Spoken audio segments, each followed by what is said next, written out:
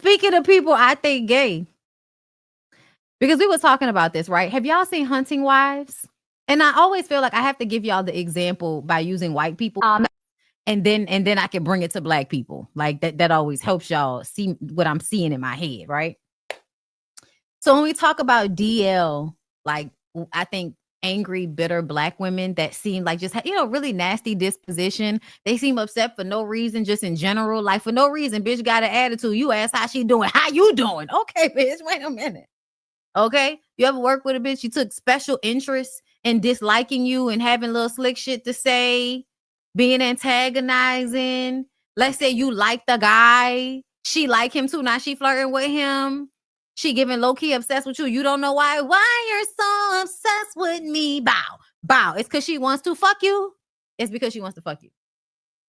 And she don't know what to do with that energy. She hasn't even really been able to explore what that might be. All she knows is she feels something that annoys her about you. You haven't done anything to her. There's been no real interaction for all of that. But essentially, she wants to fuck you and she's angry that she wants to fuck you. So she bullies you. I can't tell y'all how many times straight women have formed friendships with me and then started being mean to me because they want to fuck me. So, because we were just talking about this, this spectrum that people live on and how people can be so suppressed, I like to bring forth some evidence, okay, through sociology. Remy Ma is one of the examples of women that I feel like are unnecessarily violent and aggressive, male-centered. She acts like a nigga to the point that we all should be questioning, bitch, didn't you have girlfriends in prison? I think she did. And I think we live in a world where these women have to live by a certain set of rules. And those rules include don't be gay. Yes, from time to time, do gay shit, but do not proclaim the identity of queerness or gayness. You too hood for that, bitch. What will the niggas think? My God, if a man doesn't think he can fuck me, how will he ever be nice to me? That's what I think be going on in a lot of women's heads, right? Remy is one of those women for me at this point. Because why do you keep getting with these weird ass, low-key weak niggas? Why you keep getting with these weak niggas? And then we find out that you unnecessarily bullying bitches. Now, you may not have met some of these women, but surprise, surprise, a lot of them live in Atlanta. But I just wanted to play this for y'all.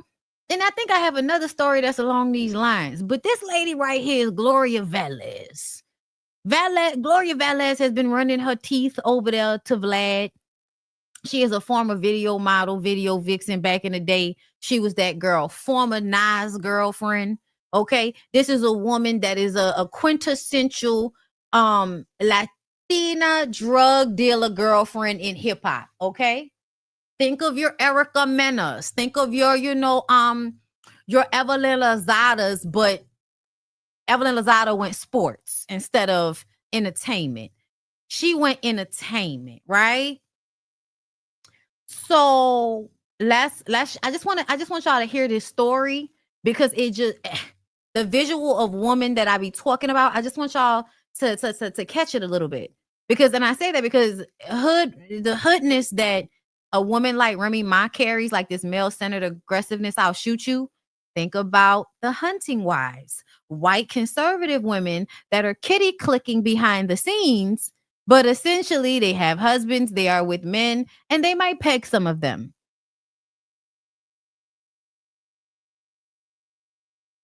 Don't worry about it. But I'm just saying, I just want to draw the correlation. That's all. That would, a lot of times what's happening with the white people is happening with the black people, just in a tad bit different way. I always have been a bully. So a lot of girls were afraid of her. So when she told them to do things or say this or flirt with their man, like she was very aggressive. She has aggressive nature. And she tried to do that shit with me, and that's not going to pop off, And at the time, I had my boyfriend. He didn't go to jail yet. That's when I initially met Remy. And she would just, try to throw her chest out to me, like I would laugh it off. So we're doing a birthday party. It was Christmas. My man at the time, his birthday's 12/12. Elle's birthday's 12/12. So it was a big birthday party bash. Joe Budden's performing. She's performing. There's a lot of people performing. And she was there, kept looking at me, and she just flashed her little pistol and kept, swaying it. I'm just like, that's not me, right? Like me? And then one of my boys, my man's boys, just grabbed the gun. So if you're going to pull it out, you better use it. And he took it from her. Oh. Yeah. So we went on our ways. When we were in situations, when we saw her and we crossed paths, she said nothing. But I had my boys. Now, when my man went to jail, I guess people thought I was the easy target in the industry. So people tried to try to Armstrong me. Things were coming from different angles and trying to take over my career. Then she started going on the radio threatening me. This type of energy towards a woman, this type of energy towards another woman that has not stolen money from you. I wouldn't even say fuck your man, because these niggas is for everybody. But a woman that has not hit your mama or stole your money, this amount of attention towards a woman is, I want to fuck you. And I don't know how to deal with that. So I'm going to act like a boy that has a crush on a girl. Like, I'm going to abuse you to show you that I like you. So even Aaron went on the radio threatening me to take my child. So I was being attacked from every angle after my man went to jail. No, bitches do not know how to flirt, money. She confronted me at Victoria's Secrets. I had a drink in my hand. She didn't want to fight. We were just arguing. Security came. My boy you ain't want to fight. You ain't want to fight. But you showing a blicky like it's a dick. Like came and confronted. She had security at the time too. She even had security trying to like belittle me and confront me and try to fight me as well. But one guy from Brooklyn, my boy, stood in the middle, was like, I'll die for her, and they walked away. And then the initial like get down fight was Jada Kiss party that I hosted in New York. And she showed up with a bunch of girls in jeans and tank tops, white tank tops, sneakers, to jump me. Of course I have. That's what their plan was, to jump. Of course I have a picture of her before. What do you mean? Here you are. Okay. Now this is her because I was trying to see about Aaron Hall. Back in 1994, Aaron Hall, 31, met video vixen Gloria Velez, just 16, at a party. He boldly bragged about taking her upstairs that night, a story he told with pride on Vlad TV years later, 3 days after she tattooed his name down there. And at 17, she had his son. Hall claims he didn't know her age until an airport stop exposed she was underage, but the relationship went on. Fast forward, Velez calls him a deadbeat dad and accuses him of abuse, even allegedly grooming by Hall and Uncle Luke in the 90s. Now in 2025, Hall's missing as lawyers hunt him down for sexual assault lawsuits tied to the 90s, including claims he assaulted another 16-year-old girl. And y'all know they say that he also was involved in an assault with Diddy. And if y'all ever paid attention, Aaron Hall had a specific type of style that I believe niggas used to steal each other's style. I'm gonna just say it like that. And I'm sad about this because I've always like really loved Aaron Hall's voice. So yeah, that is so like, it's always so disappointing. Like when you find out who these men really are, when you just know them from their music, girl. So yeah, this was her back. Another picture of her back in the day. Her over here with Busy Bone. Okay. So, listen, it's giving a girl what's out here. Okay. But when you tell me, look, her and Joe Budden, when y'all tell me that a 31-year-old man fucked a 16-year-old girl and she was at a party, that tells me that this woman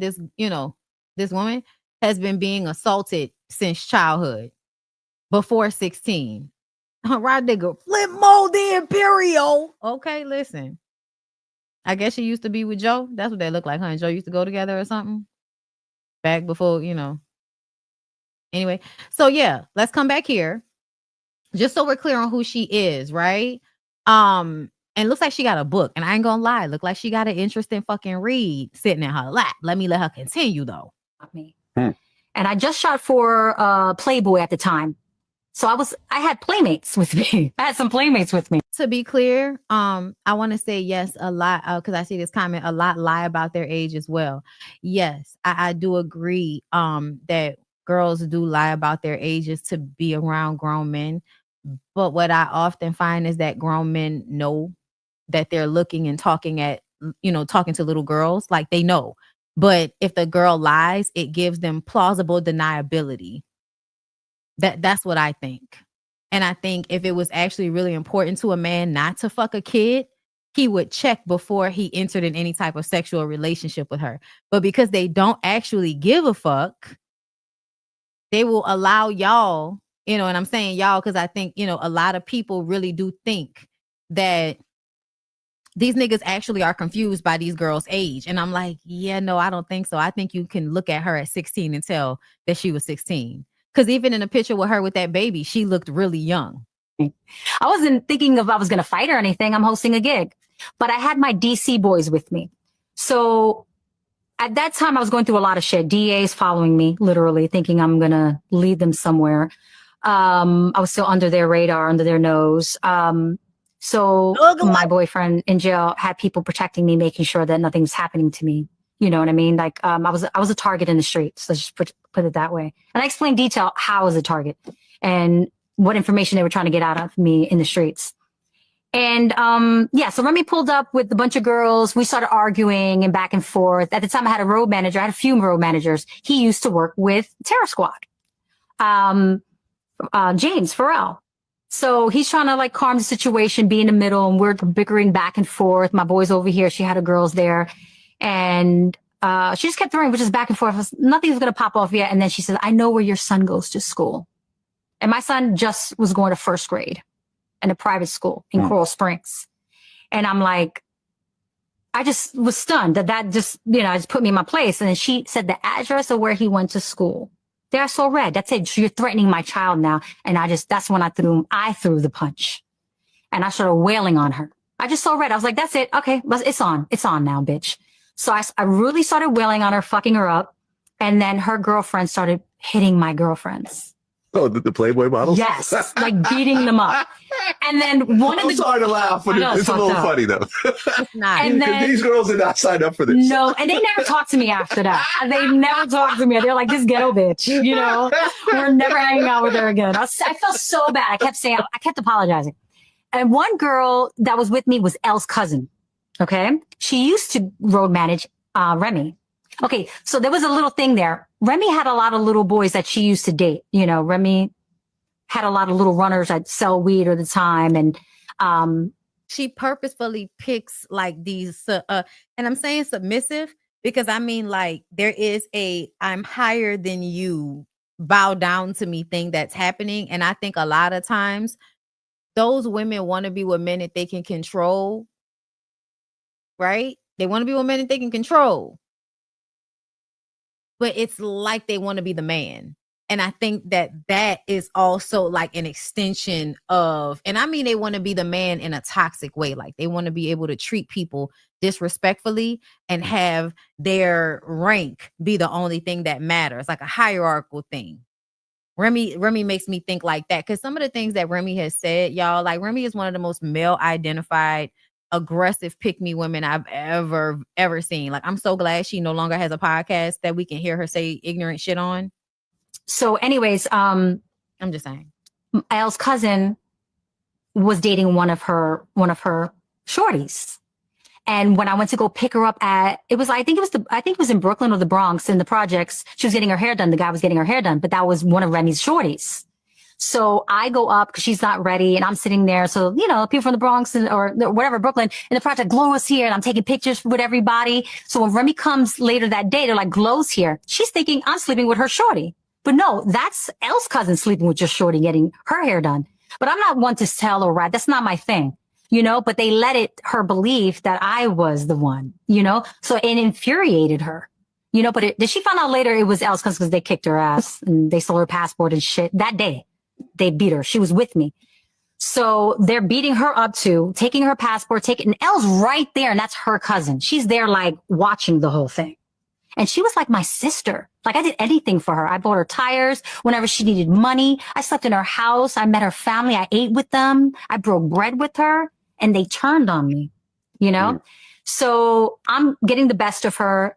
The bouncers wanted to break us up. So they broke us up. She goes outside. She calls Joe, Fat Joe, and is like, oh, I got jumped. That's what she said initially. So they started talking. And then my boy James, he used to be part of terrorist. Yes, Remy is who Nikki thinks she is. Yes, that's what it's always given. So I was like, that didn't happen.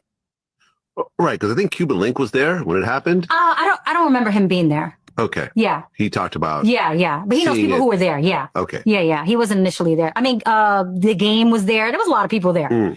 And so Joe was upset. She's wearing all her jewelry, right? She's wearing all her jewelry. So Joe knew the person who threw the party, like the promoter. So he said, let her back in and let her fight again. And they did. They did. And you guys fought again. Yeah. So when she's walking in, I'm fighting. You remember Sunny from Hot 97? Now she's like a chef. I think so, yeah. Yeah, she's like in a cooking show. She jumps me and I'm fighting her now. I'm ripping her wig off. I'm in motion. You know what I mean? And Remy comes and my boy's like, Remy's back. Like, what you gonna do? And I was like, all right. We just started going at it. And I whip her. I rip her jewelry off. I start stomping her with my boots because I had high heel boots on it because it's cold. You know, it's wintertime. And then this time they let us last the fight and I got it in. I was furious, but then I already was warmed up. And they brought us apart. She lost all her jewelry. And then that's when, you know, I started getting phone calls. I need to pay for the jewelry. And then the men started being involved because they said, I need to pay for the jewelry. It's not going to happen. Who fights with fucking jewelry on? And then you're coming to fight, to jump. And then later I got, initially as an older age, Sunny reached out to me as an adult and she apologized. That the whole setup was to jump me. She confirmed, and I read it in my book in detail of what she said, what happened and what down prior for them walking into the club, you know, and she's sorry. They even yelled at Lazy K because she didn't jump in. She didn't want to. And they were like, Remy wanted to beat her up because she didn't help. She's such a fighter. She's a gangster. She was mad that another girl didn't help, you know, join in the fight, you know? So yeah. And then a couple of months later, she goes to jail for shooting someone. Karma. It always have been a bully. So a lot of girls were. So yeah. But I was really hoping that I could play the response. But Gloria said this once everything came out. I guess people, you know, were saying shit. She said it's sad how often women are taught to compete instead of connect. Jealousy, intimidation, and ego have destroyed more sisterhoods than the industry ever did. Back then, we were in our 20s, reactive and surviving an environment that thrived on rivalry. But now in our 40s, it's about evolution, healing, and growth. I wrote about this moment in my book because it was a part of my truth, not my definition. It's a piece of the journey, lessons learned, bridges burned, and peace rebuilt. If you want the full story, it's all in my memoir, When Silence Screamed, The Girl Who Knew Too Much. Audiobook dropping soon. I will be here for that. Much love to Sunny Anderson. What an incredible woman she's become. The way she carries herself with grace, wisdom, and purpose is beautiful. I'm proud of her growth, and I pray everyone involved in that moment has found some clarity, success, and peace, because at the end of the day, the fight was never with me. It was within themselves. Real queens fix each other's crowns, not throw punches. And let's be very fucking clear. Gloria is absolutely right. She has every right to write about her story in her book and capitalize off of the life that she lived. And I think that we can all admit that there has not been a lot of growth with Remy Ma. There has not been a lot of growth with Remy Ma. And that's just on God as far as I'm concerned.